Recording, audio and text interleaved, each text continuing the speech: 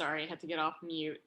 There are only two mistakes one can make along the road to truth: not going all the way and not starting. Lord Buddha. That's right. That's a good Instagram quote right there. So if it's your first class, good. You have already done the thing that Lord Buddha said. And if it's your second class and beyond, you've already done the thing that Lord Buddha said, if you care about what Lord Buddha says, which I'm just going to assume, I'm going to make the assumption that if you're in this class, you're at least mildly interested in what Lord Buddha said. Okay. And then the other thing that he said is, now that you have begun, you got to go the entire way. It's not enough just to get a little happy. You have to go all the way. So that's Lord Buddha's encouragement. And if we really want to help other beings, we will go all the way. And I have another I Heart Huckabees clip for you that's pretty salient. But I'm going to try to find the perfect starting point. So let's see if it lets me. New office? Okay, hold on.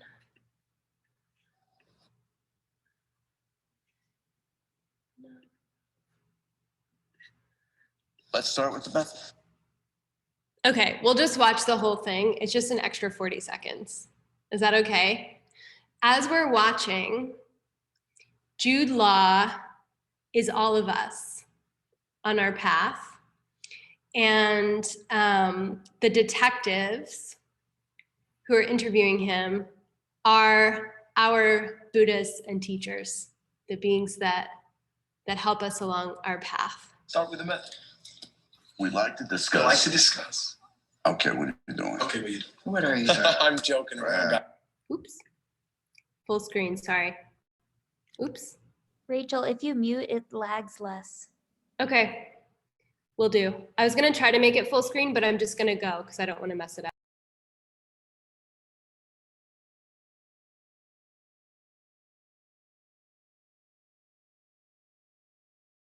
Now we can't hear it.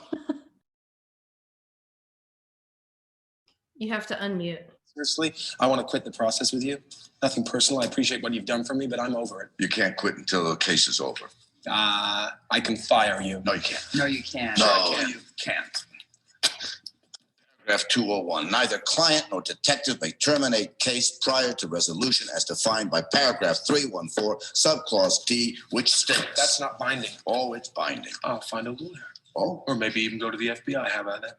Go ahead. Oh, I will. I'm not kidding. No, Brad, this is how it works. You go to the police, you tell them that you went to the existential detectives. They ask why. You say for personal reasons, or maybe you wanted to work the politics at your corporation by rattling Albert Markovsky. I never told you that. Well, give us a little credit.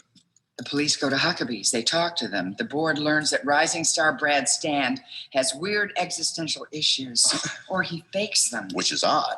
Which is worse. Yeah. And your girlfriend, the voice of Huckabees, is dressing like an Amish bag lady. Okay, I get it. No, Brad, suddenly your star isn't rising anymore. It's sinking. Okay, I said I get it, Bernie. Relax. Passive aggressive. Shut up. Aggressive. Does Dawn want to quit? Dawn's into this crap for real, which is the stupidest thing I've ever seen in my life. Shall we get back to the case? All right. What you got on me? Nothing. Our staff did a little field work in Cleveland. What? Talk to my family? Mommy and Daddy look awesome. So do you, but this guy. He doesn't look too good. You bastards. He doesn't look too good, does he, Brad?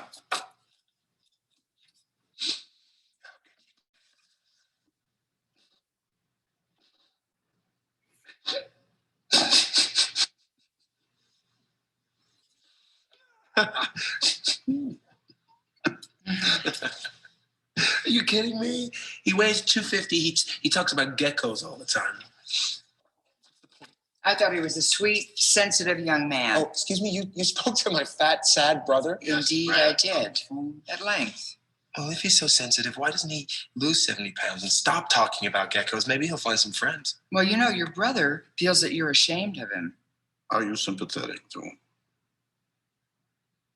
Are you kidding me? I gave him a car. I sent him shirts. Look. Guys, geckos. I keep them. Pretty good older brother. He wishes you would listen to him more. About what? Geckos? Oh, I don't have all the answers, but maybe he should listen to me more and learn a little. You have several stories that you like to tell over and over and over and over. Oh, that's not. Come on, that's a lie. I'm not boring like him. Like the mayonnaise story, the mayo story. May 18th, sales meeting. Shania's there, promoting her apparel, right? 4 o'clock, she's starving. She hates mayonnaise, right? Allergic to it. So I ordered her tongue tuna fish sandwiches. Back then, that's all she's eating. Tuna fish. No mayo, darling. June 5th, driving range. No joke. We gave her a chicken salad sandwich once. She threw up in the back of the limo. June 30th, the lake. Shania's there, promoting her apparel, right? It's 4 o'clock, and she's starving. She's a busy lady. So I ordered her tongue tuna fish sandwiches. That's all she's eating back then, tuna fish. July 9th, flight 27 to Chicago. Shania's there promoting her apparel, right? It's 4 o'clock, she's starving. The lady hates chicken salad. Gave it to her once, she threw up. August 17th, conference call. Shania's there promoting her apparel, right? No mayo. She hates it, and she cannot eat chicken salad. That's no joke. September 3rd, in traffic, your cell phone. Shania's there promoting her apparel, right? Back then, that's all she's eating, tuna fish. No mayo. I ate 2 of the sandwiches in front of her. She now eats 1 1/2. Now she believes me. She eats 1 1/2 sandwiches before she realizes it's chicken salad.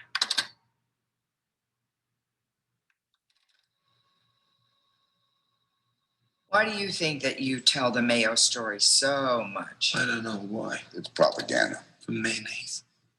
for you. Specifically, you're so impressive because you know Shania, and you're so strong because you pull one on her, You're a funny guy, a good guy. keeping everyone laughing so that maybe, quote, you don't get depressed. So what's so great about depression? Nothing. Unless it holds the key to something you compulsively avoid, so it'll never be examined or felt, and your behavior becomes repetitive, like the story. Like the story, Like the story. like the story, Like the story. like the story. Shut up.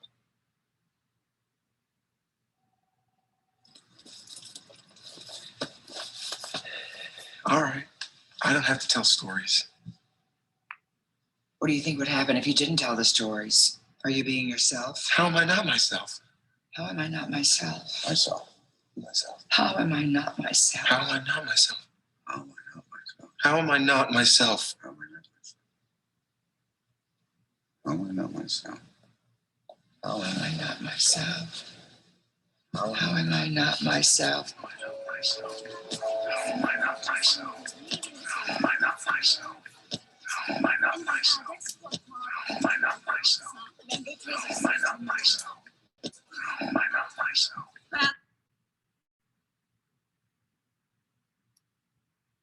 Sound familiar at all?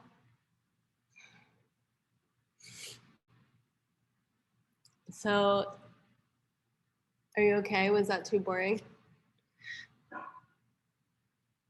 So they're pointing out his scripts about reality that he creates and then believes about himself. We're gonna dig in even deeper, and we have been from last class, now this class, into the technology that runs our own mind that we didn't choose, that forces itself on us. Remember the 6 links or the 12 links of dependent origination? Remember those 6 successive steps? We're born with this misperception that blocks us from seeing the way things really are. It's the basic ignorance that the Buddha talks about. We misunderstand reality, and then based on that misunderstanding, we think, say, and do certain things that perpetuates our own suffering and even creates our mortality. The Buddha, that's the technology of our mind. That's what it does. It's not the circuit. I'm not educated enough on technology to really guide this metaphor, but the circuitry is not appropriate. And so the Buddha, specifically the Pramanavartika and the studies in logic, they say, this is what you're working with, this is what's really going on. And so if you've ever felt anything like what Brad in the movie clip was feeling, it's like you start to be like, wait, no, that's not me. And then it's sort of this nagging feeling that can be a little intense. Okay, we'll get into it. Technology of enlightenment.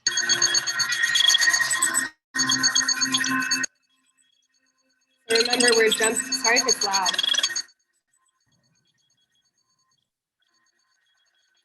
We're jumping to conclusions about our reality. There's a subject, assertion, and reason for why we're jumping to those conclusions. Do you remember that? Okay. Rebecca, can you read this one? Sure. Our experiences of the world and experiences of self are conditioned hallucinations, best guess predictions, a model, projected onto what actually is.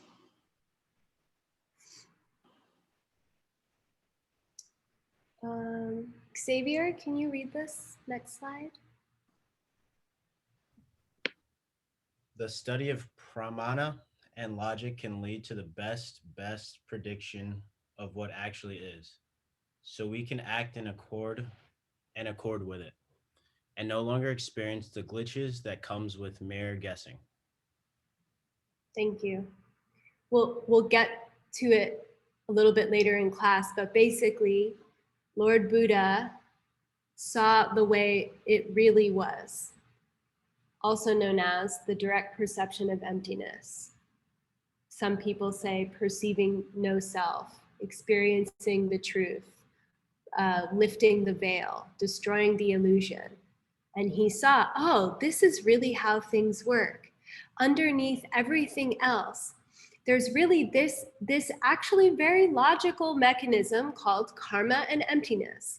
Emptiness, the lack of an inherent nature to our reality, to our inner world and our outer world. To our inner world, our mind, our thoughts, the way we see ourselves, and our outer world, the environment, the people around us, the thoughts that they seem to think. All of those things lack any inherent nature.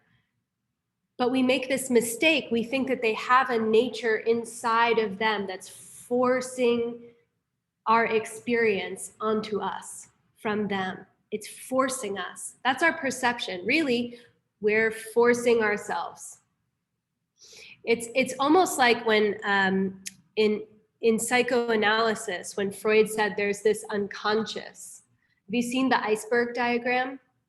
And then there's this line of conscious to unconscious motivations. And underneath the waterline, not perceptible to the human, are all of these desires, mostly sexual, okay? Mostly sexual and like aggressive. And that those were actually what's controlling us this whole time. Lord Buddha said, no, listen, what's really controlling our reality is the things we've said, thought, and done in the past. Before we had this name, before we had this face, but maybe even before we had these types of thoughts. It's like another person was caring for this mind stream. It's like bowling shoes at the bowling alley. And now I have these shoes.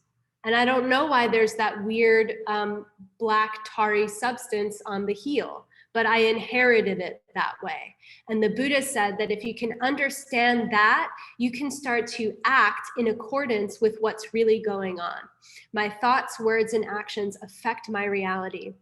If I want to change my reality, I change my thoughts, words, and actions. It's not random. It's not imposed on me by an outside force, even though it might seem that way. And if we can start to engage with that, to parse it apart, and then to experience really, truly what's going on, then we can remove suffering, not just for ourselves, but for all beings. So that's why we're studying pramana. Remember last class when I said the Sashi Puki prayer thing? That's your superhero theme song. So right now you're you get to do your cool transformation dance and then enter the body and mind of your future self, who will bring all beings into a state of enlightenment through your action, who will necessarily bring them to a state of uninterrupted bliss through your thoughts, words, and actions. So try to remember what really matters to you. It's not your text messages that really matter for you. Be patient. Remember the long game here. If you plant really powerful seeds now, it's not for me. I don't care if you pay attention. The only reason why I care is because I have compassion for you when I see you suffering. You know, even if I don't know you, you know what I mean? But for you, it's your choice. Plant a deep seed or not.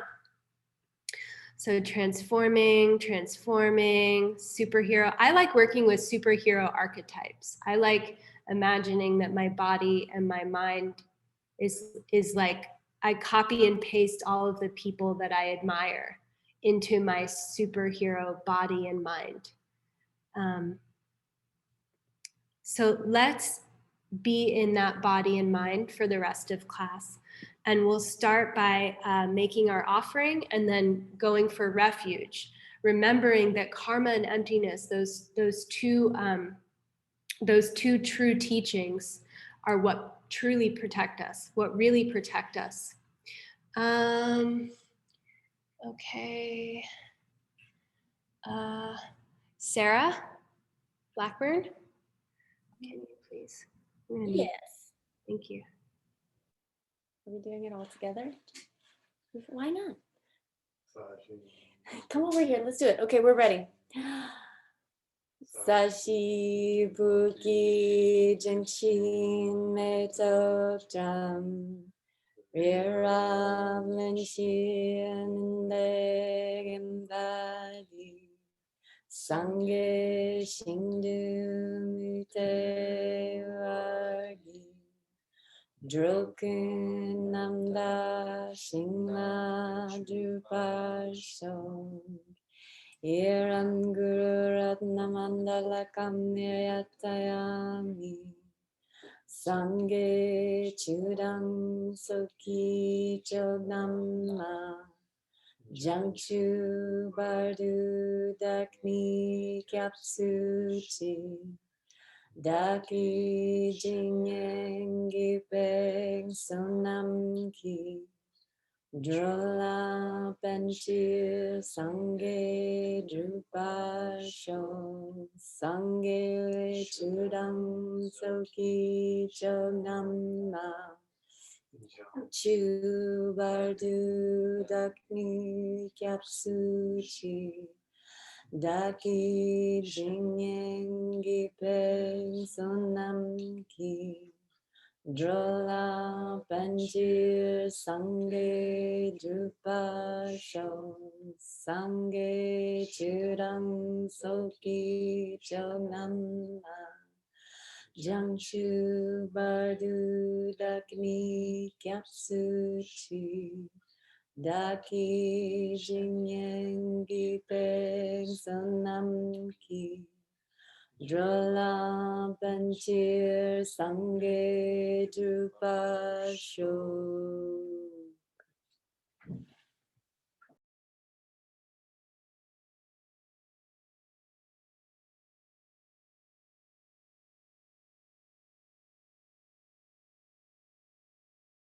Here we go. So offer your body and offer your mind to your own compassionate nature. Let that propensity that you have, that each of you has, to enter your body and fill every cell. The other parts of you can wait until later. Try to invite invite in the compassionate you to take residence in your body, to use your body for the sake of all beings. If that connects for you, if that works for you as a practice. Okay. Remember last week we went through the logical statements, subject, assertion, reason, and I gave you that worksheet to, it's like a math worksheet, and you have to destroy your own afflictions on that worksheet. We're gonna do just one of those for practice right now in a breakout room. So those who have taken this course before or in process of completing their entire certification are gonna lead the groups, and they will offer their mental afflictions to you for learning purposes. But if you do have one that you feel like compelled to share, remember, consider who's listening. So maybe you don't share something that would be, that would potentially trigger or rattle someone, but do, if you want to, you can share like something that's important to you that you want to work out with, that you want to offer to the group. I got pissed off at this person the other day, or I'm doubting myself, whatever it is. And then you guys get to pull it apart together. This process, when we do it outside in the world, it shows us how to take it inside in our minds, so that as soon as it rises up, you could just slice through it. You don't even waste time arguing with it too much. You just say, oh yeah, no, I know the antidote to that one. So I'm gonna break you up into groups. If you want, you can screenshot the thing. Okay. Whoa. Let's do 7 breakout rooms. Okay, and then everyone except the teachers, just accept your invites, please.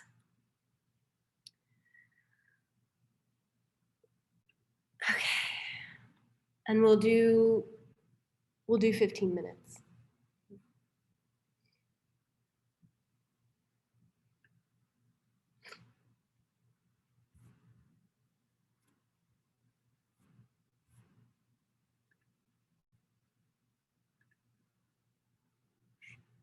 Santi, are you recording? Did you record from the beginning? Okay, because sometimes I record and I don't, like, just because I don't know. So I'll stop recording now because it's just a waste. I agree with Maria. Thank you, Group 7. Thank you, Maya. Thank you, everyone. Thank you. Thank you, my group, who I just accidentally left way prematurely. Sorry.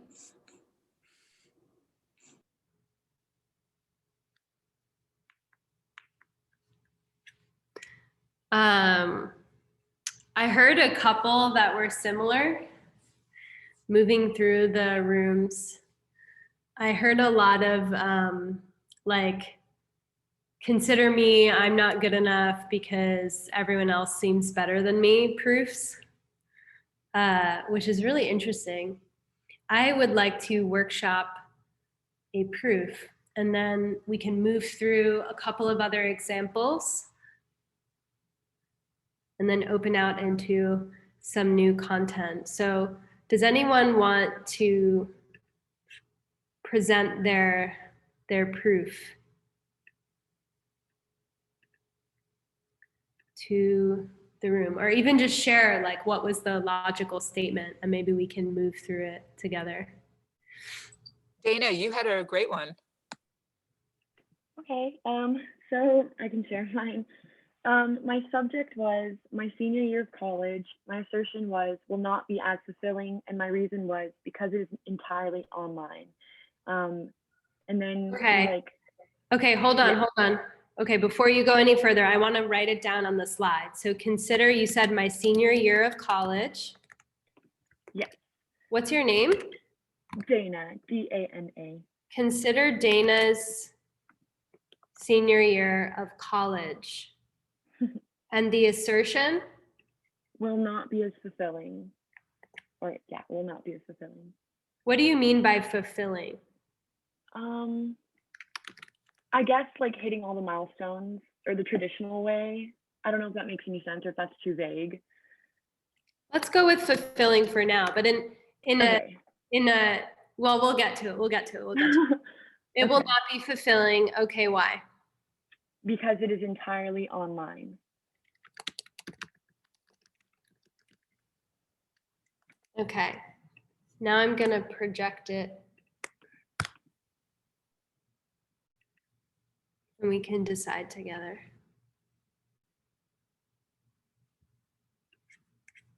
Do you see what I see?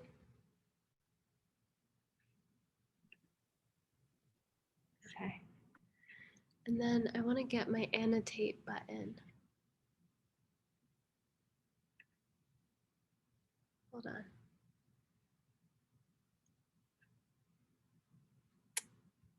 Okay.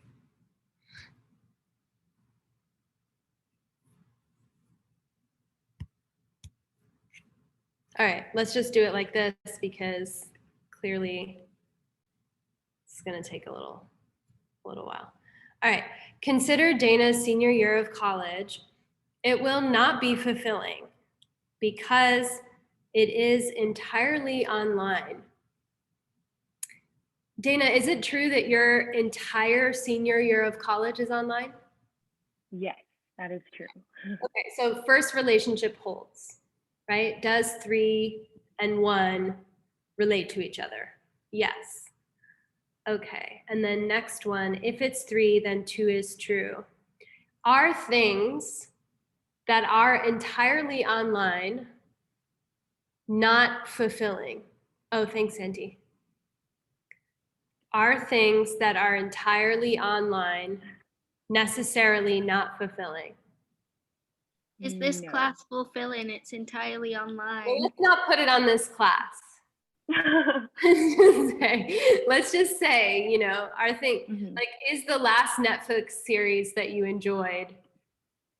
Because what Maya's going into is something called a prasangika, which is like this interjection where you find the way that someone's logic extends that would make it not true.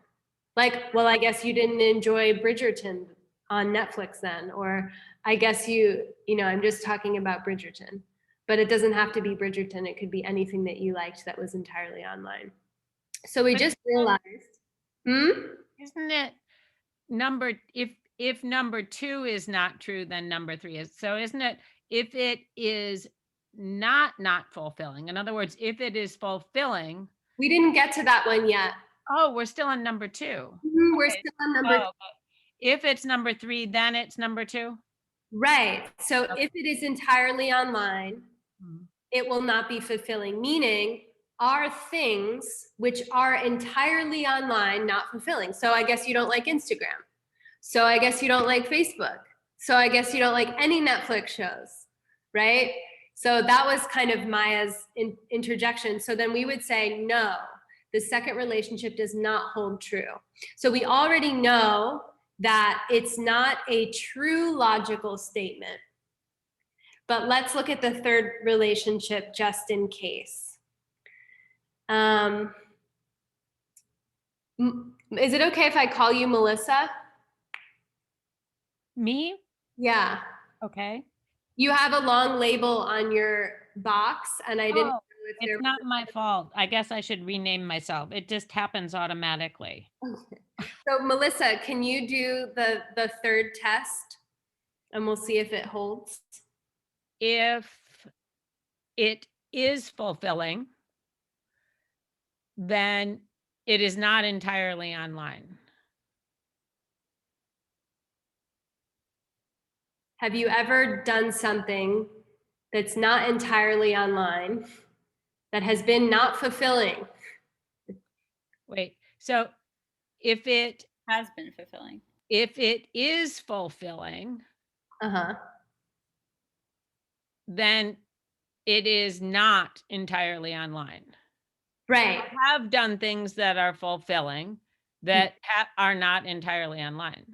So the way to do this test is saying then every single thing that you've done that hasn't been entirely online must have been fulfilling. Oh, If it we has it has to be all things. everything that, like waiting in line at the supermarket, getting a COVID test, super fulfilling. You know, my last breakup, super fulfilling. Thank you. So, so what do we know from this? What do we know from this?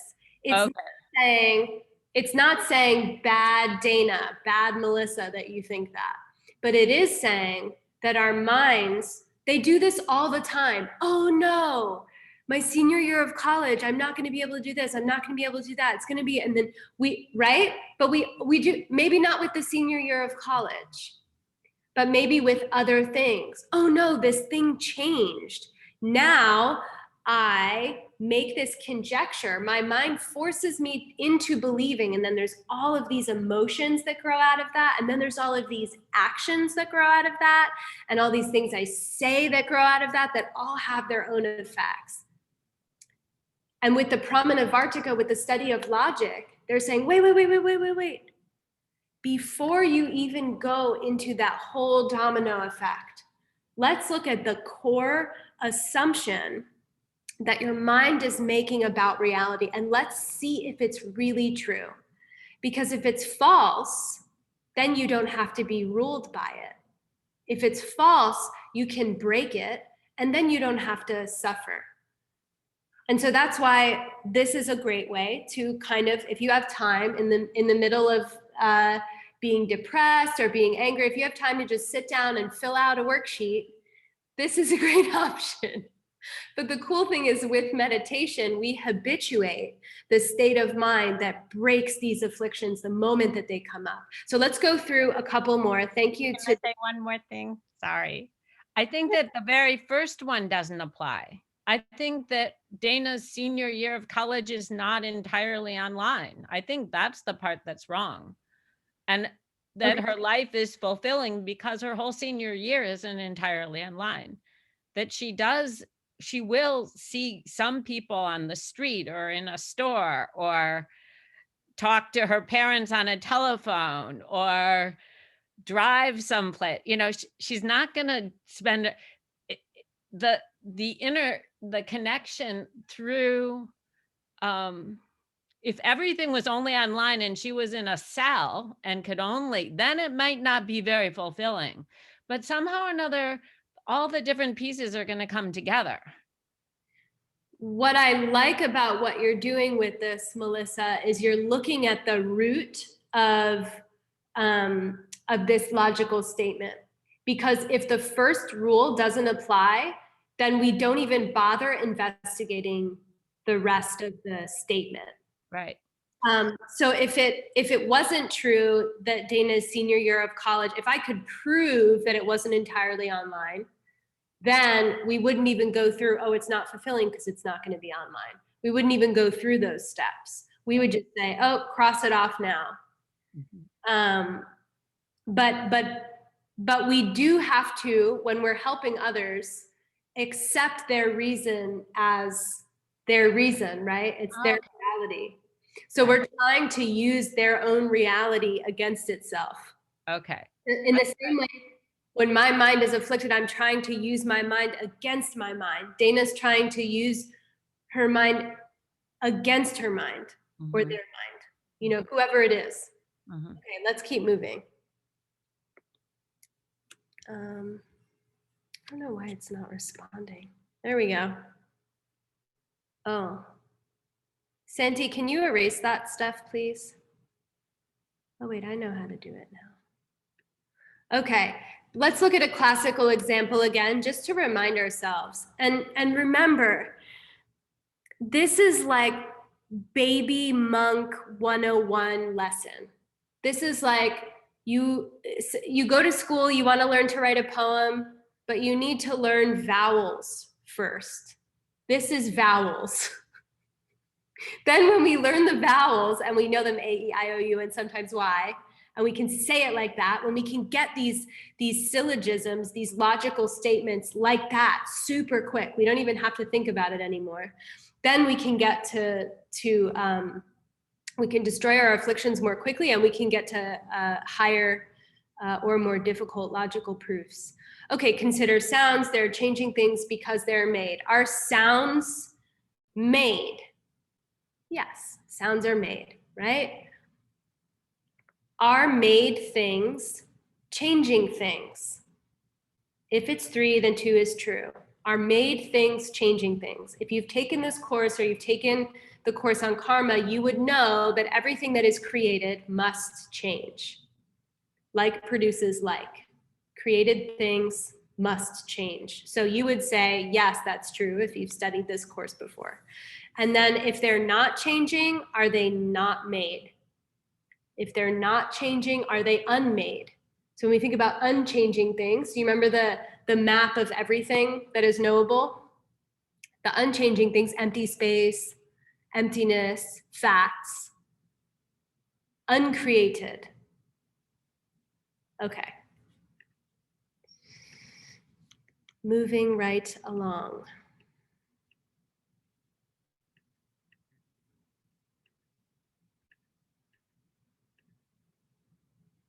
Okay, I'm gonna start the homework at the end because to me, it makes a bit more sense to do it this way. We're looking at incorrect statements. So you can just write this down. We won't go too deep with it. But the next time there's an election and you wanna be the Buddhist debater, you can use this. Who wants to read some incorrect statements? Can you unmute yourself and read all 3? I can do it. Thanks. 1. Contradictory reasons for a particular proof. Consider sound. It is not a changing thing because it is a made thing. 2. Indefinite reasons for a particular proof. Consider sound. It is something you can hear because it is a changing thing. 3. Inaccurate reasons for a particular proof. Consider sound. It is a changing thing because it is sound. So if you want to scan your logical statements or the logical statements of others and see if the reasons hold, these are some 3 main ways in which things are incorrect. They contradict, they're indefinite, they don't particularly apply, they kind of miss the mark, or they're inaccurate. That's question number 6.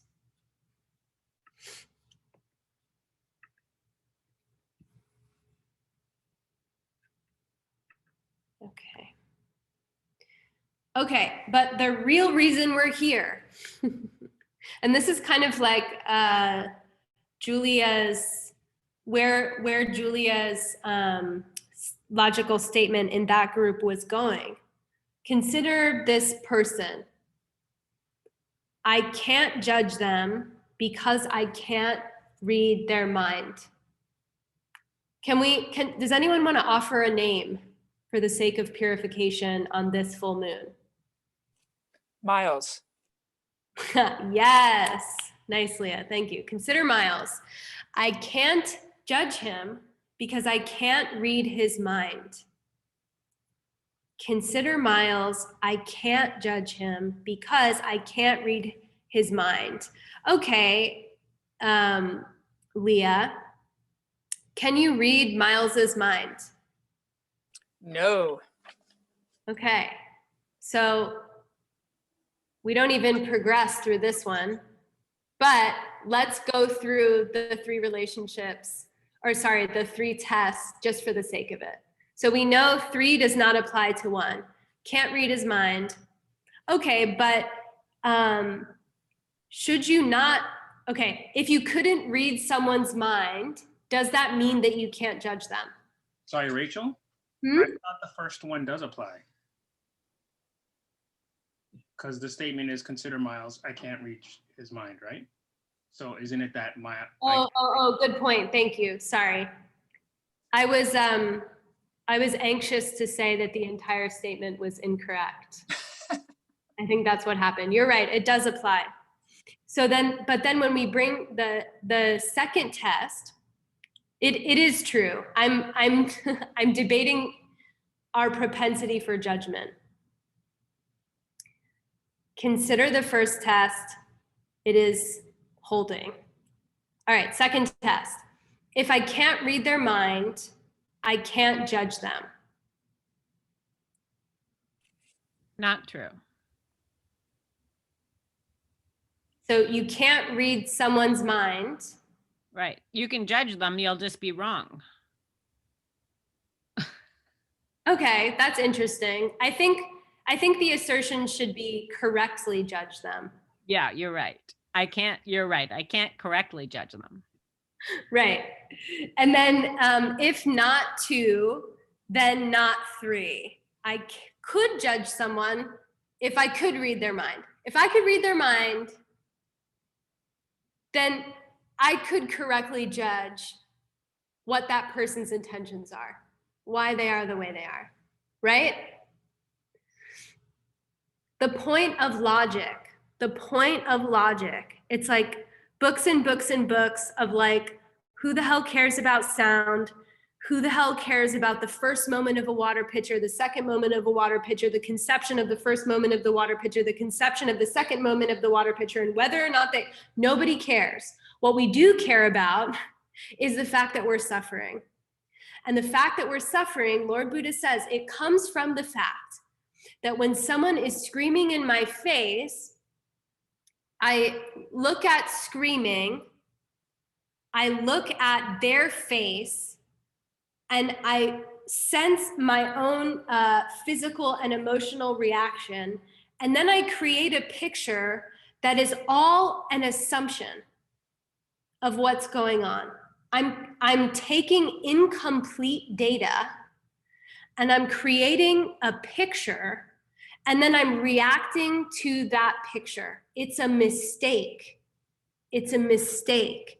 Are all people who yell people that elicit this reaction in me? All yelling makes me feel bad. Is that true?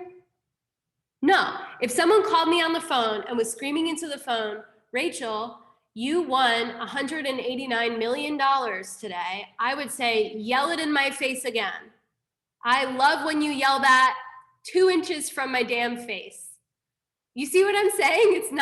It's not from the yelling. Oh, but it's from the ugliness in the way their face distorts as they're yelling at me. I can tell the meanness is in their face. You can see the meanness in their face. Well, has there ever been a time that someone had an ill intent and it didn't bother you? Or what about caricature images where the face is really distorted and intense, and then you look at it, you can look at the same face and not have that reaction. But for some reason, and there is a reason, we talked about it last class, there's all of this data coming in, and then my mind puts a lasso around all of that data and says, Rachel, you feel bad right now because someone is yelling at you. When we use the logic, when we look at it and we pull it apart, we say it's not true that the feeling badness came from the yellingness. It's not true that that has that relationship. And then you say, okay, that's fine. I believe you. Hold on, I'm seeing some chats. Does that mean you don't believe me? We don't believe you. So do monks just debate over the definitions of all of these words? Because I don't see any other way to do this exercise unless we define what every single thing means, because it's so subjective for everybody. Well, you have to know what someone said. Like, here's the thing. If I was like, what's a yell, man? Like, we would just go forever and we wouldn't be able to do anything. You know what I mean when I say someone's yelling in my face, right? No, I don't, because there's different kind. There are different tones and fiber of yelling. Melissa, just wait. We'll get to it, okay? Because it is true that when you look at each component of the mosaic that creates my experience, you can always break it down and break it down and break it down. And what is that search called? It's called a meditation on emptiness. And when we're in that state of breaking down the concepts over and over and over and over and over, they lose their power to harm us. But here's the point that I want to make. Once I start, and it actually works really well with what you're raising, which is, well, how do I know that anything is anything then? And that's actually a nice place to be, because what we want to be able to say is, I don't know what that person's intention was when they're yelling at that person in the street.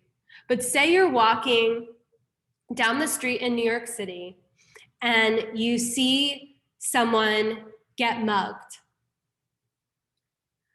And you see, you're looking at the scene, the person is being harmed and they're being stolen from. The correct Buddhist interpretation of that is not, I don't know what's going on. It's not, oh, I don't know what's going on, so it could be a Buddha then, right? The point of the logic is to break things down so that we can start to be open to the fact that there's realities going on that we can't see, that we can start to be open to the fact that there could be Buddhas, everything's a teaching, we don't really know what anything truly is at its essence, it's empty of a nature. But still, if I'm walking down the street, someone is getting mugged, the correct thing to do is to help them.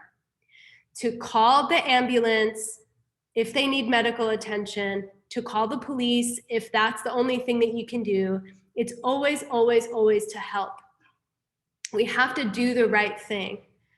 Emptiness is not an excuse for inaction during difficult times. Emptiness is not an excuse for not doing the right thing. If we really do understand emptiness, we know that we would have to do the right thing. It only makes sense to do the right thing because if things have no nature and they're a reflection of what I think, say, and do, then I want a nice reflection. So it's not about spiritual bypassing. It's about doing the right thing.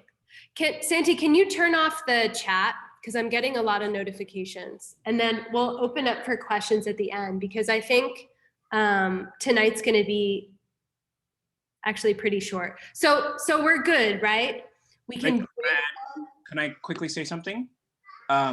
Nikita actually made a very good point here with this, and this is just for the future if you're gonna be using this. I remember studying with Ben, and you have to make sure that you keep the subject the same. And this argument right here, consider so-and-so, I can't judge them because I can't read their mind. That's two different subjects. So you actually have to change this so that you keep the same subject, which is so-and-so. Or else your whole relationship thing doesn't work out correctly. You can't validate it correctly. Do you see what I mean? I don't see what you mean, but I think we were past the logical statement. So let's keep moving forward. And if we feel like it's appropriate, we can revisit it at the end. The point is to not judge other people unless you change their mind, right? Sorry, Rachel. Is the logical statement just like a general example? It's not the be all end all of examples, right? It's just like a general example. It's not the be all end all, it's just a general example. What do you mean by that, Christian? Like when we were applying it to the other statements, is subjective or not, this is not too specific. Are we just supposed to like follow the exercise and just follow it through to see if it works and not try to see where it can be wrong at every single time? Eventually, these debates become very complex. This is just like, this would be like 1 second in like an hour-long or 2-hour-long debate. You would make a statement like this, and your opponent would say yes, no, and there's a couple other responses. And then from there, you might have to backtrack. So it's like what Melissa said, like, wait a second, your senior year isn't entirely online, or even what Hannibal and Nikita are saying, which is like, wait, you're not talking about the same subject here. So then the attacker who's making these statements in the debate, there's an attacker and a defender. The attacker would backtrack and then make another statement. Consider the part of my senior year which will be online. That will be unfulfilling to me, and such and such. And then you would keep saying yes, no, until you came to a conclusion together. And the point of these debates is not to be right.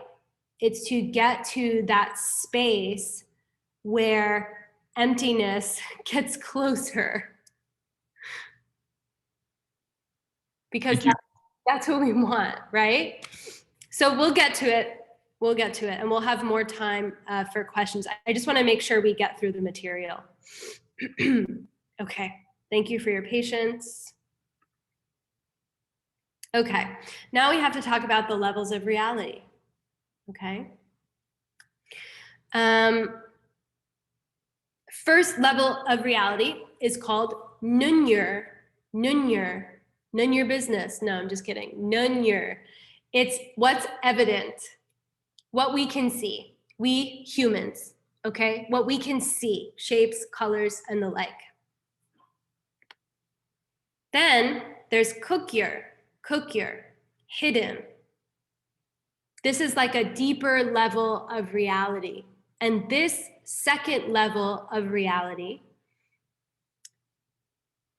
includes emptiness, perceiving emptiness, and perceiving subtle impermanence.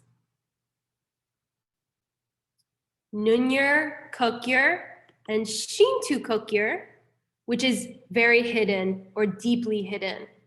Any guesses from people who don't know the answer on what you perceive in that level of reality?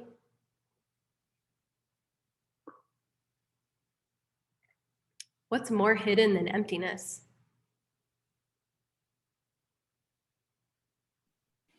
Is it karma? Yeah, that's great. Thank you. Shintu kokyur. So emptiness, listen, we build you up for emptiness, and we're like, oh, it's going to take you years. You have to meditate for all these hours, da, da, da. What we really want to know is how me giving some nonprofit $5 makes my paycheck go up. That's what I really effing want to know. And then in these teachings, it's like, well, if you want to know those mechanics, sorry, but you have to become a Buddha. So let's work through who sees what. Okay, a human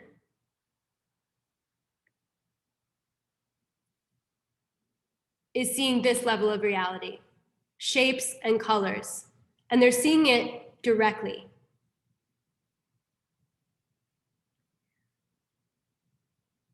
The two deeper levels of reality, a human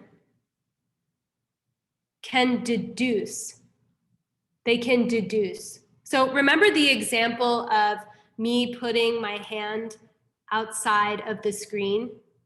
You know my hand is still there, right? But if I said how do you know? You're like, well, I didn't hear it get chopped off. That's a deduction.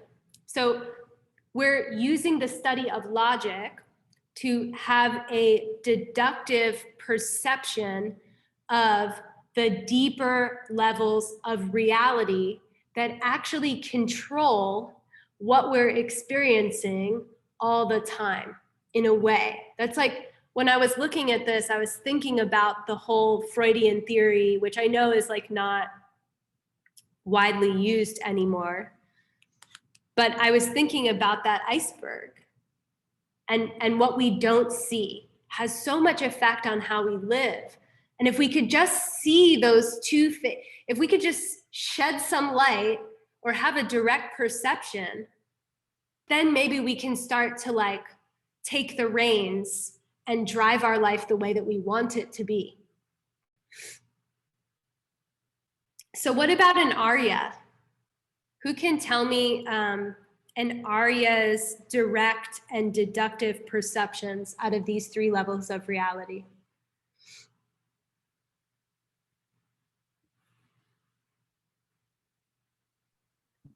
In Arya would be 1 and 2, right, Rachel? They would be able to directly perceive 1 and 2. Can you say your name? Because I can't see you. Yeah, sorry, it's Susan. Oh, thanks, Susan. Yeah, it would, right?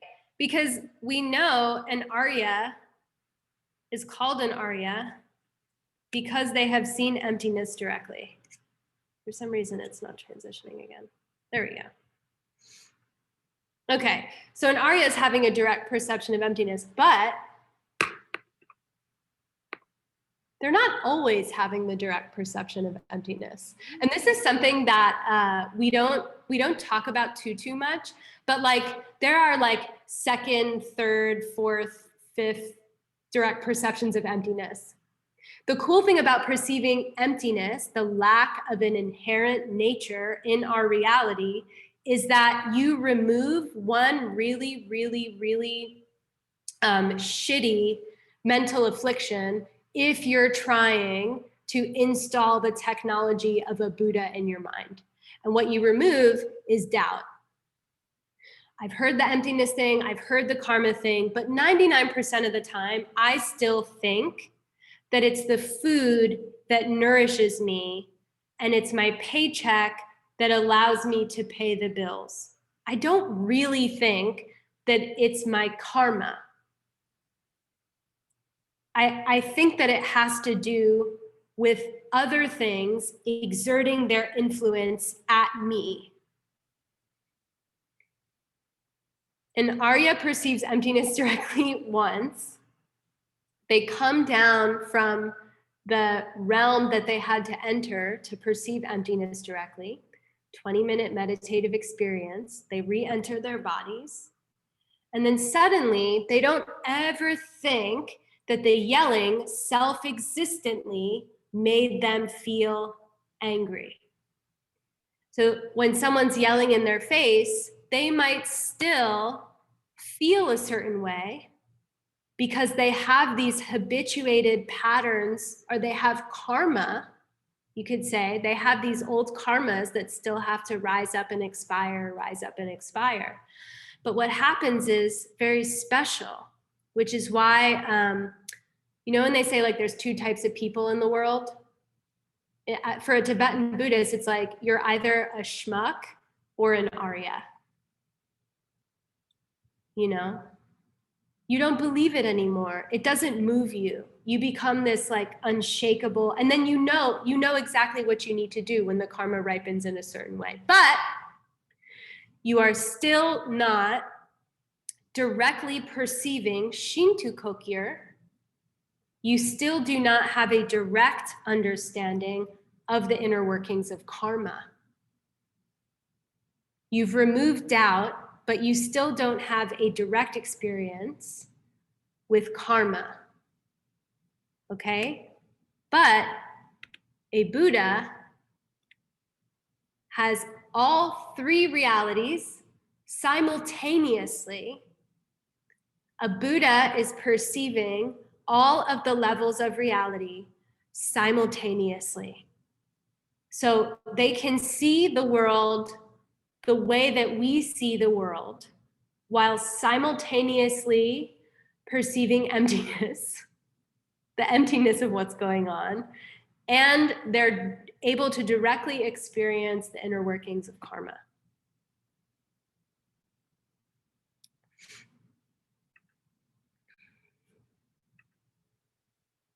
Okay, back to a human who is seeing things this way, but wants to try to be a Buddha. Then what happens? Cognitive dissonance, baby. So what happens when you're a human? You can't see emptiness. You can't see karma, but some dude or some person told you, listen, there's this thing called emptiness, there's this thing called karma, and you should act in accordance with something that you have never seen or experienced because it'll make you happy. You have to pretend that you're the red line.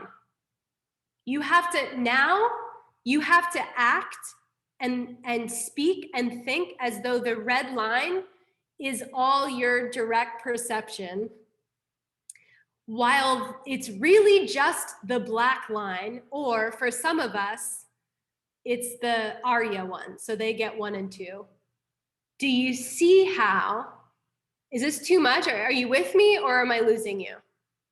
Do you see how it could be a little bit difficult if you don't see emptiness to try to behave in the way of a Buddha, how things might be a little bit difficult.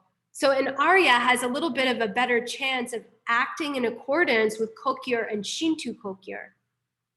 When you try to take on these practices, oh, someone punched you? Don't punch them back. Remember Kokyo and Shinto Kokyo. Don't punch them back. All of your friends are going to turn to you and say, you're crazy. You're crazy for acting this way. Okay, let's take a less dramatic example, because maybe your friends are like, listen, punching is a little weird. I'm going to forgive that person. I'm going to love that person anyway. It doesn't matter what they did to me. I'm going to try to love them. People around you will tell you, no, you have to have boundaries. Keep your anger at them. They're going to say, you must get a corporate job in order to be happy. You must buy more things in order to be happy. You must lose weight in order to be happy. You must have a child in order to be happy. You have to. What are you, stupid? Why won't you do those things? What's wrong with you? And then you're sitting there like, which one is it? Am I the black line? Am I the red line? What am I going to try to do? Okay. Well, Lord Buddha says, well, think about the effect that you want. Think about the effect that you want.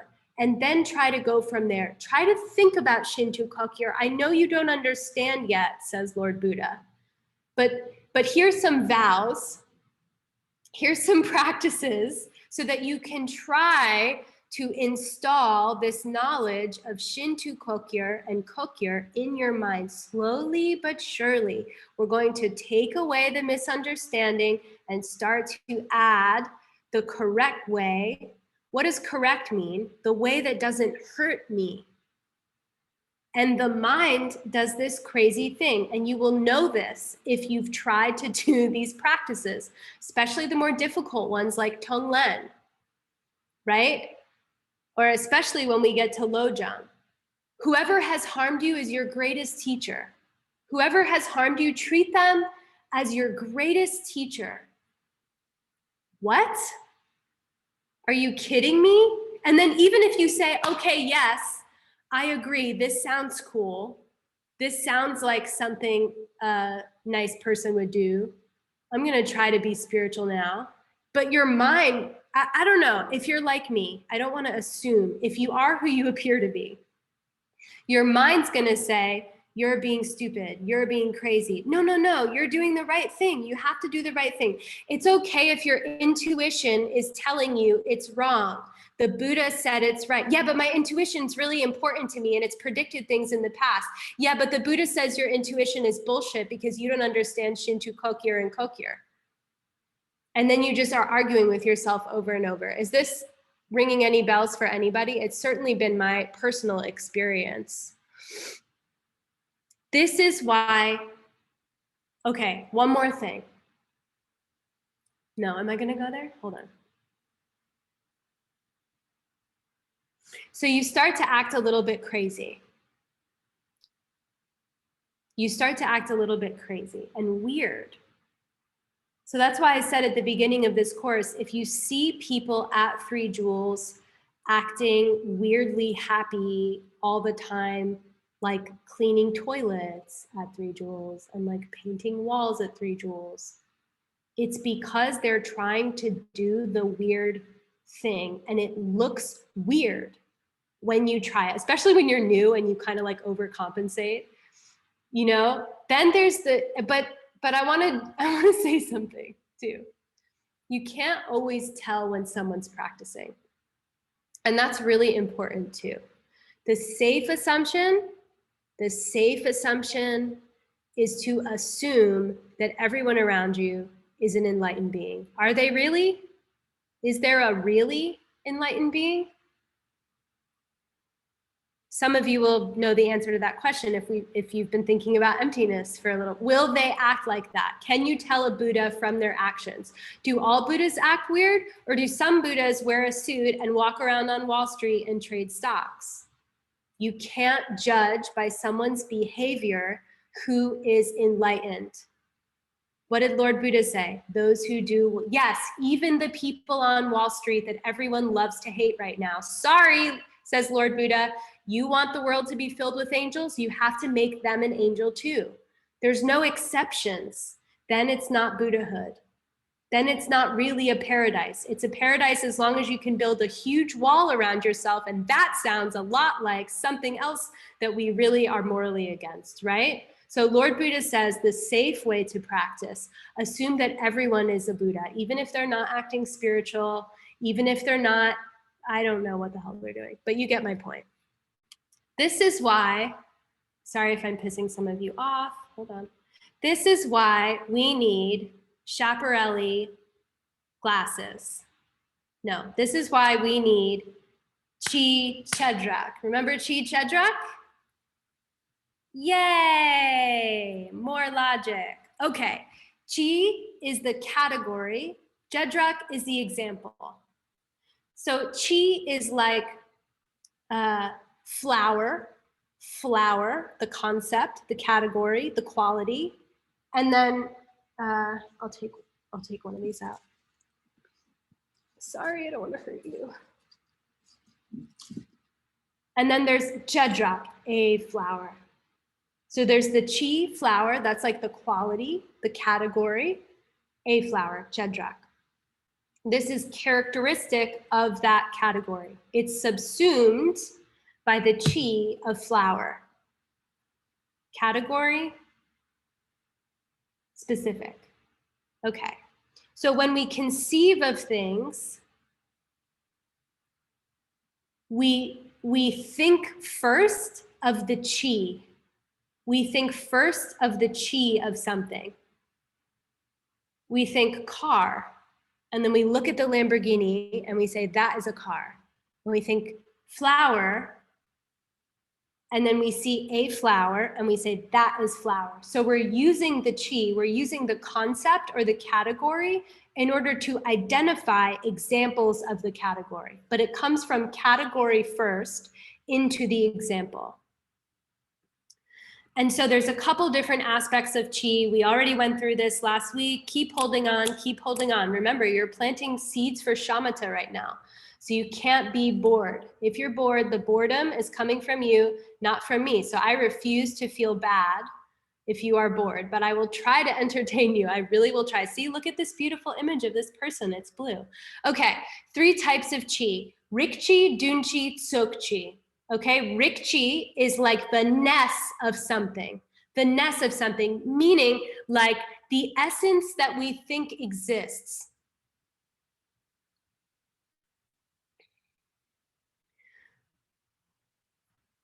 That's not the perfect definition, but it's a type or a kind of something.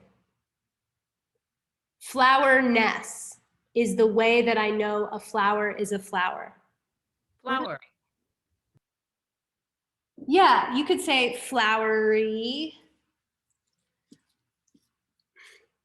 Anyway, there's all these flowers here. Here's a bunch of Chedraks, okay? And then there's the Rikchi, which is flowerness. That's how I know that these are flowers, but not this, wait. Not these little grass thingies in here. Because of the Rikchi flower, I know that this is a flower, and this is a flower, and this is a flower, and so on. And then there's the Dunchi. This is really cool, especially if you've studied neuroscience a little bit. When I heard of this, I was like, wow, this is like pretty consistent with some of the theories that were in my textbooks. So anyway, I thought that was pretty cool. So a Dunchi is a mental image that you project onto raw data. It's this thing that flies out of you, not the proper definition, but it's this thing that flies out of you, it covers the raw data and says, this is a car. So you have your Rikchi, car-ness, and then you have the Dunchi that flies out of your mind, projecting car. And that's how you know something is something. That's how I know the car is a car. Because I perceive the Dunchi and I mistake the Dunchi for what's actually there. Car-ness, Rikchi, then this Dunchi is projected onto raw data, and then I interact with the Dunchi. I'm not interacting with what's actually there. I'm interacting with the Dunchi, and I'm mistaking that for what's really going on. I'm mistaking the Dunchi for what's really going on. I arrive at it by negating all which it is not. We're not going to go into that too much, but just know it. You can write it down, have it in your notes. It's not even a homework question, but we're reviewing it. And then Sokchi is a physical collection of parts, also not as relevant. The big ones are Rikchi and Dunchi. Car-ness, car. Okay, what's important about this? Mistaking the Dunchi, mistaking my mental image for what's really going on is the Gakcha. Do you remember what a Gakcha is? Alana, what's a Gakcha? It's that which we deny. Yeah, but what is? It's the self-existent thing. Yeah, it's a thing, it's a self-existent thing. And for me, it took a long time to like connect with that term. What it really means is that a self-existent thing is something with an essence. It's something with an essence, meaning like if there was a self-existent car, every single human, even a human that had never seen a car before, would see it and go, car. And every single animal would look at the car and go, car. If it was a self-existent pen, every dog would see the pen and start writing with it. If it was self-existent, if something was self-existent, every single perceiver who perceived it would have the exact same perception. And so even as I say that, you know that it's impossible, right? It's impossible, right? So the Gakcha is just a word for self-existent thing. When I mistake the Dunchi, the mental image, for the true object, that's the impossible thing. That's the Gakcha. That's the self-existence that we're denying. So when we deny self-existence, what we're really saying is that I don't know, this mental image isn't true. This mental image is trying to make me believe that there's an essence here, but impossible. I know there's not an essence here. Why? Because the dog will think the pen is a chew toy. You'll go out and it'll be 73 degrees out, and you know, someone will say it's perfect weather.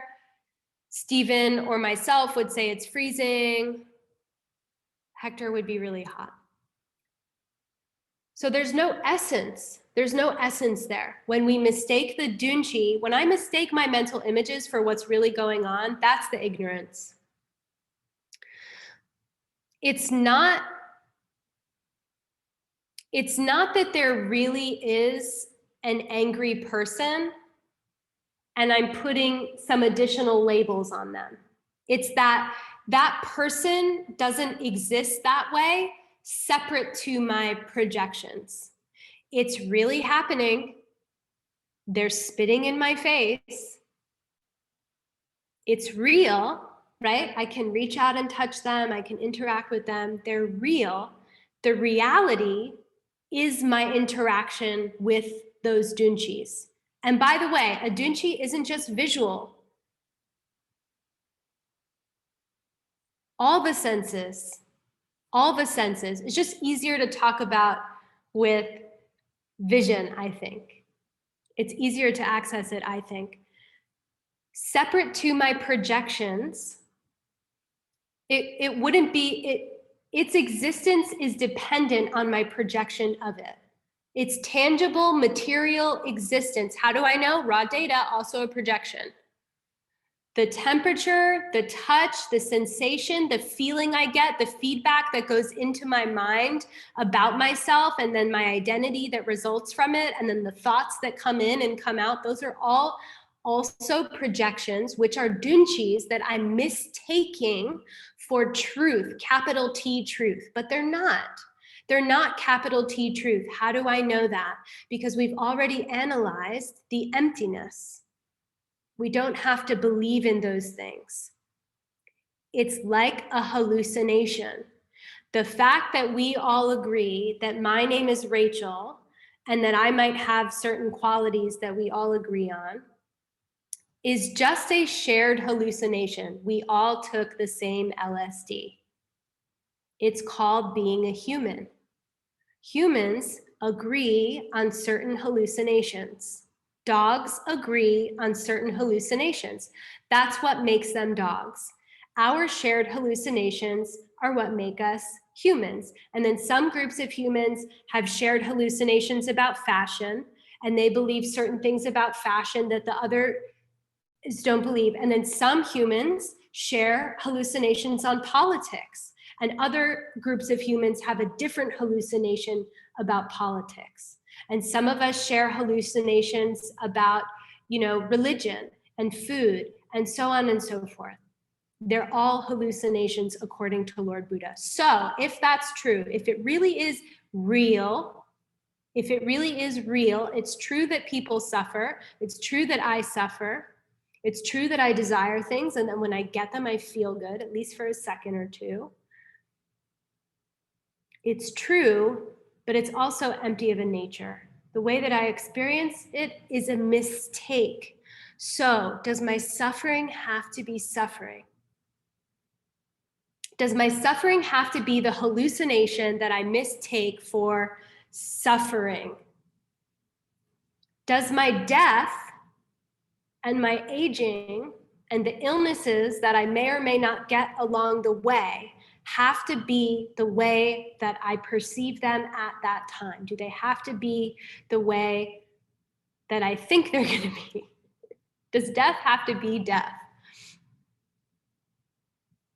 Those are the big questions that we have to ask, right? And when we ask those questions, that's like the purpose of all of this.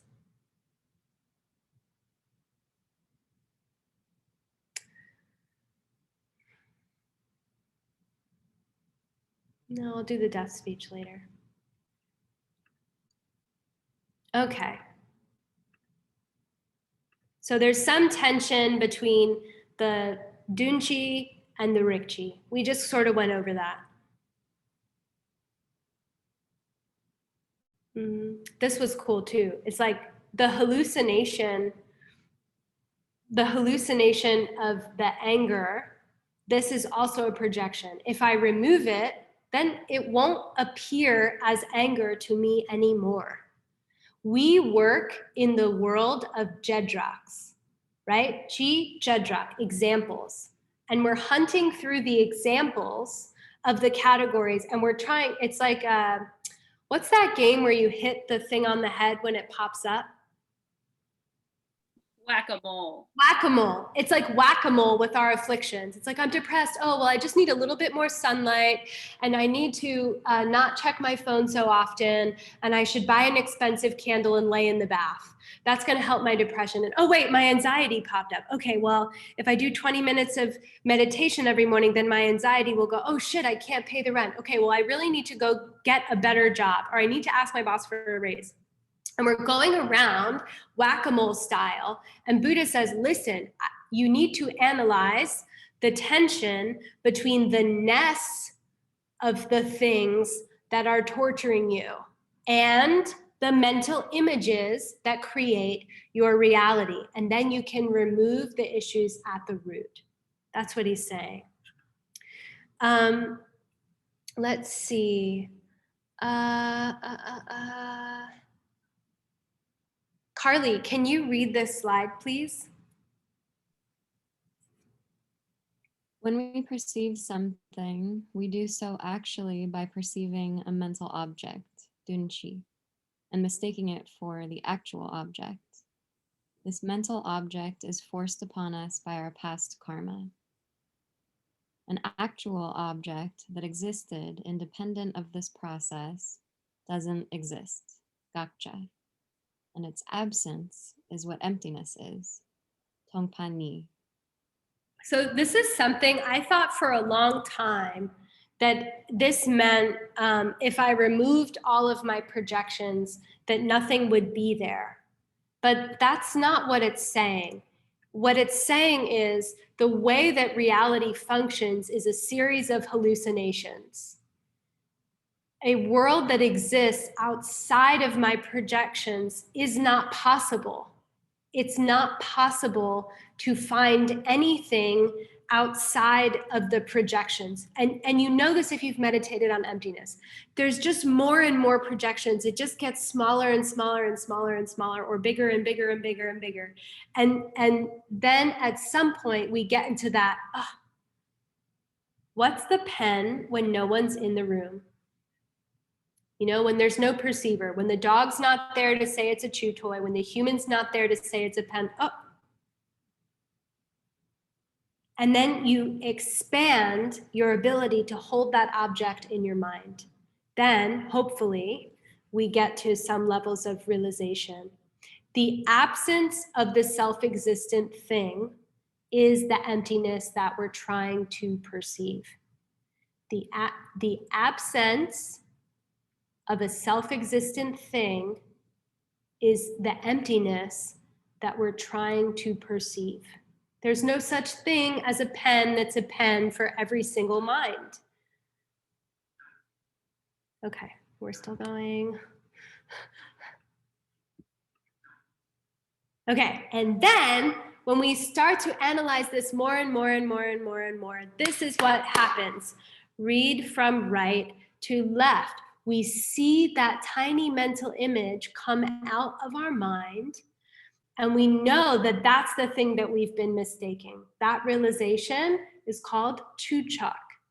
You have that realization, you see the dunchi, then you go and meditate on emptiness. Hopefully you know how. Hopefully you know how to meditate on emptiness. There's some of meditations in this course that Sarah's guiding you in on Monday nights. So learn to meditate on emptiness just in case you get chuchak.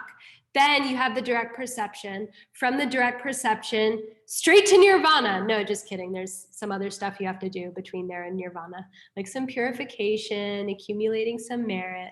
Then eventually you can become a Buddha that emanates on billions of planets spontaneously because of your compassion and because it feels good. Because it feels good to take care of all beings. Like we just have one Buddha. That's just one. That's just one of hymns. Like there's a lot of hymns around, and hers, and gender neutral, which is actually what they are. In order to traverse this path, forget Buddha and nirvana. If you think that that's not possible, that's okay. But you just want to see emptiness, you want to see under the rug, you want to lift the veil. and see and touch reality, touch the diamond world, then what you need to do is serve other people. And this is why it's so frustrating, because we don't see, I'm not going to do this. I want to show. No, it's okay. Forget this slide. I'm talking to you. We don't actually see the relationship between the goodness that we do and the intelligence that it brings into our mind. And that's the really difficult thing about practice. That's why I was saying, hey, listen, we're humans. We're just trying to be freaking Buddhas over here. We don't see Kokir, we don't see Shinto Kokir, but there's this teacher over here that's telling me, sweep the floor and you'll perceive emptiness. And you're like, what are you talking about? I need to read all these books. What are you, stupid? I need to read all these books. I need to meditate 6 hours a day. That's how you get enlightened. And that is how we've been trained by a society that runs the way that it runs. The Buddha says, no, listen, you get realizations from taking care of other people. And if you're not getting realizations, you have to take care of other people. And when we go through this program, if you decide that you want to, we almost get trained like dogs by our vows. It's like, every time you take a sip of water, you better be thinking of other people. Every time you put on a warm coat, you better be thinking of other people. Anytime someone needs directions from you, you have to give them to them. Every time someone needs something, you have to be there for them. And then you're like, And that accumulation is called kelwa. And we need kelwa to have chuchak. We need kelwa. They call it virtue, but don't think of the scarlet letter. We need to be kind in an intense way all the time to get the type of intelligence that we need to have that experience in meditation that cuts the root of suffering. Sorry if I sound crazy to you. I hope that I don't. But the Buddha says that there's this hidden fabric. You ripple here and it has an effect here. And he says, I'm trying to tell you the relationship. Take care of other people and you will get spiritual intelligence. So that's what we need. If we really want to go through, yes, study ACI, but don't freak out about studying a million things. Service is a part of all religions for a reason. And it helps us. So try it and we can talk about it. We can debate it some other time or in a couple minutes when I'm done presenting. And I know you want to tell me that's bullshit because you just want to read more books, but sorry, it really is about taking care of other people. I didn't want to believe it either. Okay. All right, more information. Here's for the people that think information is what gets you enlightened. Point of deductive logic. I'm just gonna zoom through it, okay? Can someone read this page? Deirdre? Oh, no, we got a taker. Go ahead. Realities we have obstacles to, but that you have access to, death and paycheck. So you can live from that truth, change behavior, change result. This is saying it is healthy. That was Anna, right? Thank you. Yeah. It's saying we don't always think about it, but we're definitely gonna die. We may have an obstacle to thinking about it, but we have access to that truth. And when this was originally taught, the practice that went along with that, deduce that you will die and then live your life accordingly. Deduce that you will die tonight. Don't hold the grudge. Love the person you don't want to love. Give the thing you don't want to give. Do it now. There's a sense of urgency. And then the next one, Anna. We really don't know, but we think we know about the world and people around us. So you can live from that truth, change behavior, change big result. Yes, and that is about, I don't know, but I think I'm starting to understand Kokir and Shinto Kokir. Okay, a couple more things. Deirdre, can you read this one? These are just definitions. Sure.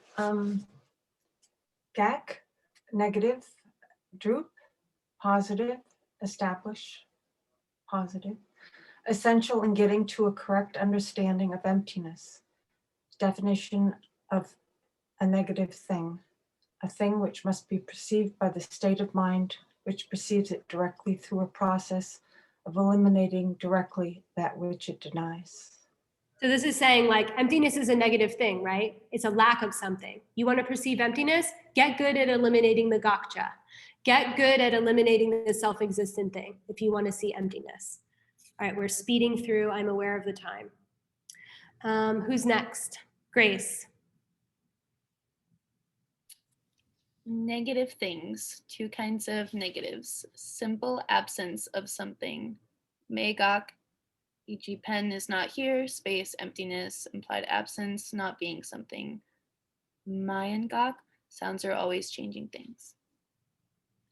Okay, so we have Magok and Mayingok, simple absence and implied absence. Again, this is just terms and definitions for your homework if you're on that track. Then we also have different kinds of relationships between objects. Sheila, can you do this, please?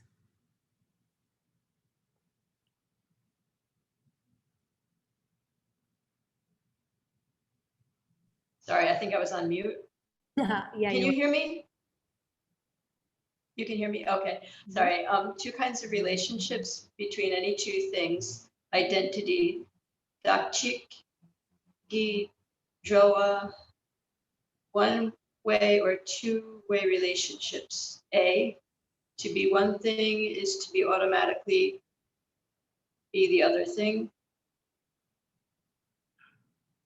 B, the two must be separate things conceptually. C, if one parent things cease to exist. Right. So again, a practical application of this is if I'm able to destroy the parent ignorance, all the other little ignorances will die. You know, destroy the misperception, that means depression, anxiety, poverty, systemic issues, ugliness, like name it. Anything that doesn't give you immense bliss will be destroyed. Okay. And then cause and effect. All right. This is cool because of ghosts. I'm just going to speed through it. So we talk about proving an absence of something. And the teaching is consider this room, you know, not this room because it's just me, but consider all of us. It would be improper for us to swear that hungry ghosts do exist if we haven't had a valid perception of a hungry ghost. So sidebar, there's a whole course on Buddhist Realms. This image on the right, if you Google Gyalpo or hungry ghost Buddhism, you'll see that there's an entire realm. So you can think of someone who is like very heavily addicted and then like increase that addiction karma by 1,000,000. And that's what these beings are. Their stomachs are huge, but their mouths and their throats are so small, and they're starving, and they can't ever make the hunger go.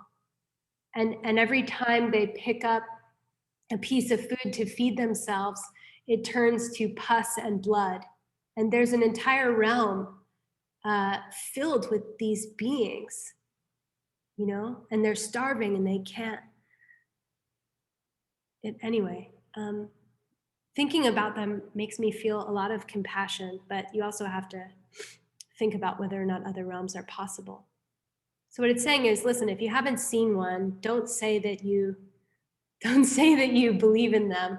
And then it's proving an absence that is imperceptible to the person. That's all it's saying, that it's imperceptible.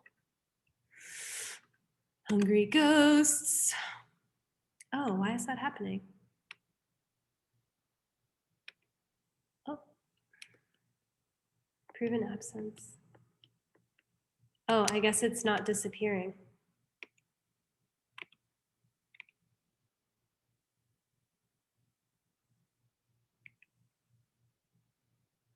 I see. So it's just saying, it's saying the two types of correct reasons to prove an absence are something that's imperceptible and something that is something that you can perceive in that moment. Like there's not a purple elephant in here. I know that. But is this person in front of me a Buddha? I don't know if I could perceive that in this particular mind. Okay. Ultimate application. We're almost done. We have 2 more slides. Ultimate application for proving an absence. Farah. Prove to ourselves that just because we may not perceive a particular good quality in another person, it does not prove that they lack this good quality. Yeah, so returning to this one over and over and over and over and over and over and over. It's the quotation, Lord Buddha, only I or someone like me can judge someone. I beat you over the head with this in this course. And it's saying, it's so interesting, you know, the way that we make these assumptions. And it's really saying like, you can be open, it's okay. And you know, I think that we actually, it's easier to practice the whole like secret Buddha thing with people you don't know. Like if you're walking on the street and you just come from a Dharma class, you're like, oh, they looked at me that way, they must be a Buddha. But then the people that you actually know and you've like seen them like, I don't know, get angry before, or you've seen them like do something that wasn't very attractive, then you're like, they're definitely not a Buddha. You know, that one's definitely not. I know that the people closest to me are definitely not Buddhas. I could say that.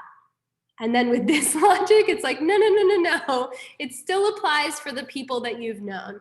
It still applies for your parents who you've known your entire life, most of you probably, right? Think about the people that you've known the longest.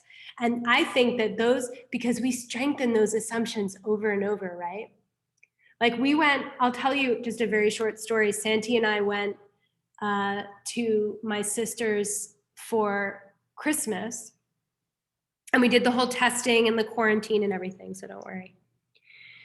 And we're there, and Santi's like having this divine experience. She's like, look at all these signs, they're angels, they're angels. And I'm like, my bitch sister is an angel? You have got to be shitting me right now. Anyway, if you knew my sister, you'd understand. See, I do it again. But you know what I'm talking about. You know what I'm talking about. So please, please, please, if you take anything from, she's not really a bitch. If you take anything from this course, try to chip away at that hardened assumption that you have for the people that you know the best, especially if it's that they're not a Buddha. Okay. This is where we're going to. This is where we want to go. What if all of the suffering was just one big misunderstanding? We've had misunderstandings before. We thought that things were one way, and then someone says something, and then, oh, well, you never loved me. My whole reality has changed. Or, oh, you always loved me. Whole reality has changed. If it's happened in one small dynamic, in one space and time, it can happen with the entire realm. We just have to learn how to imagine bigger and bigger and bigger and bigger. It doesn't mean that suffering isn't true or real. It just means that it can change. The very fabric of it can flip into something much, much different. Okay, can someone mute? Thank you. Okay, Pramanavartika. This is what we're studying, and we have just completed it. So, hold on. How many? What I want to see is how many of you are still here? 54 people actually sat through this course topic. So thank you so much. Please, please, please, please feel good about it. This is like one of the hardest, like, it's very heady. It's very like cerebral. Some people love that. Most people do not. And thank you for sitting through. Your reward is next week is like, it was so funny. I was watching my teacher teach this, and the way that he described Lojong is like diving into an ocean of fluffy hearts. For me, Lojong is when you take the huge weapons out and you start like slashing through all of your own bullshit, all of the things that have ever harmed you that came from yourself because they were Dunchis and they were real, but they still come from you. And we get to turn on that spiritual warrior archetype that we have been habituating. It feels so good and it's super heart opening. It's not like crazy, like video game, you're like whacking people with stuff. It's really like fierce love. And it's beautifully heart opening. And everyone has their different experience with Lojong. Lojong comes from the Kadampas. And the Kadampas, they give these personal advices, okay? It's all about like, if you could look at all the text messages and phone calls that I've had with like my teachers or my brothers and sisters on the path about like, hey, it's happening again.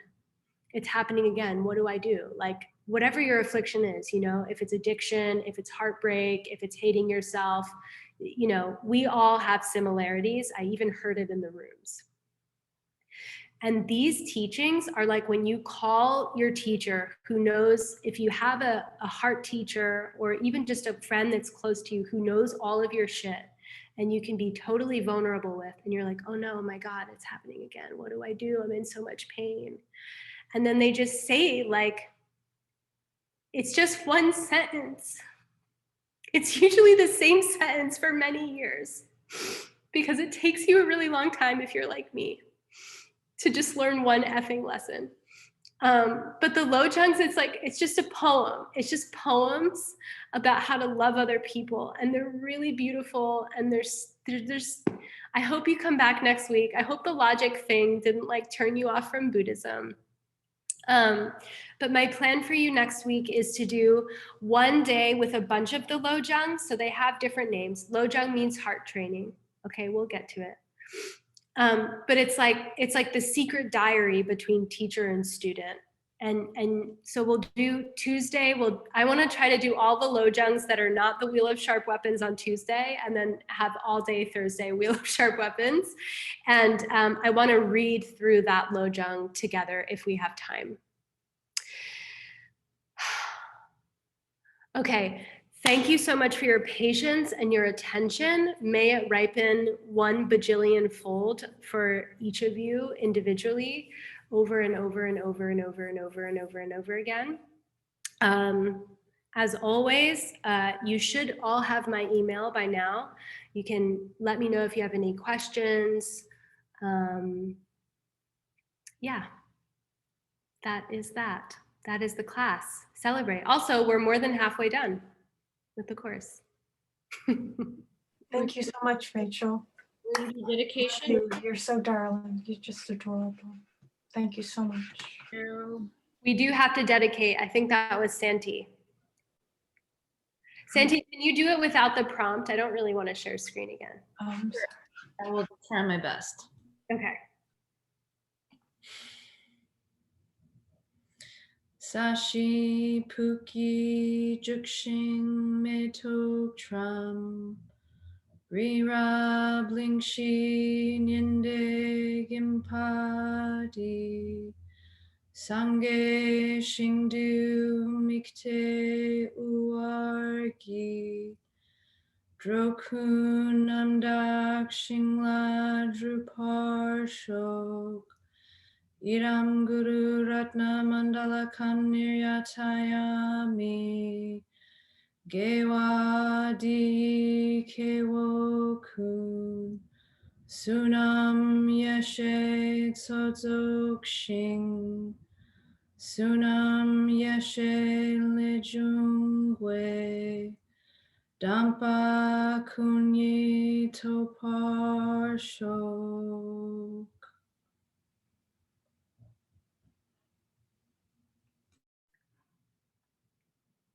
Dedicate it to all beings. Thank you. Love you both. Love you too. Can't wait until we can all be in a room together and feel each other's energy when we do this, but I feel you now. So thank you for showing up and for allowing me to say words at you that mean something to me. I hope they mean something to you. Yeah, onwards to Lojong. I'll send the summary tomorrow. And the big takeaway, chip away at your misconception of those closest to you. Probably the ones that are closest to you are the ones that are angels.